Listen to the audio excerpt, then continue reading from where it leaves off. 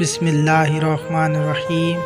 آج کی ٹاپک ہے اویس کرنی رضی اللہ تعالیٰ عنہ کو یہ مقام کیسے ملا۔ ایک بزرگ گزرے ہیں حضرت اویس کرنی رضی اللہ تعالیٰ عنہ، یہ تابعین میں سے تھے۔ نبی صلی اللہ علیہ وسلم کا زمانہ پایا اور یہ اکیلے اپنی والدہ کی خدمت کرنے والے تھے۔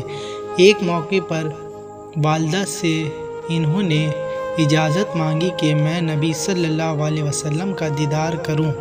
نبی صلی اللہ علیہ وسلم کے دیدار کی اجازت مل گئی، مگر والدہ نے کہا، بیٹا خدمت کرنے والا پیچھے کوئی دوسرا نہیں، تم جلدی لوٹ آنا۔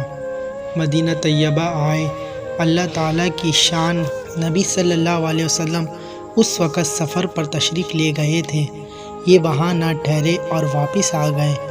جب نبی صلی اللہ علیہ وسلم واپس تشریف لائے تو آپ صلی اللہ علیہ وسلم کو بتایا گیا کہ اس طرح کا ایک بندہ آیا تھا، ملاقات کرنا چاہتا تھا، زیارت کرنا چاہتا تھا، مگر چونکہ آپ نہیں تھے، ان کو واپس کی جلدی تھی، وہ واپس چلے گئے۔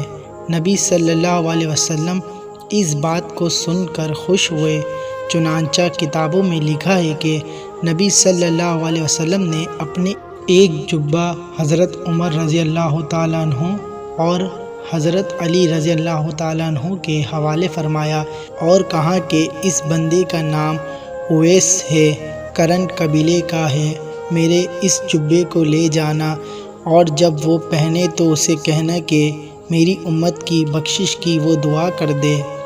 یہ ماں کی خدمت کا اجر ہے کہ اللہ کے پیارے حبیب صلی اللہ علیہ وسلم بھی ہدیہ بھیج رہے ہیں اپنے جبے کا، اور ساتھ فرمائش فرماتے ہیں کہ آپ میری امت کی بخشش کی دعا فرمائیں۔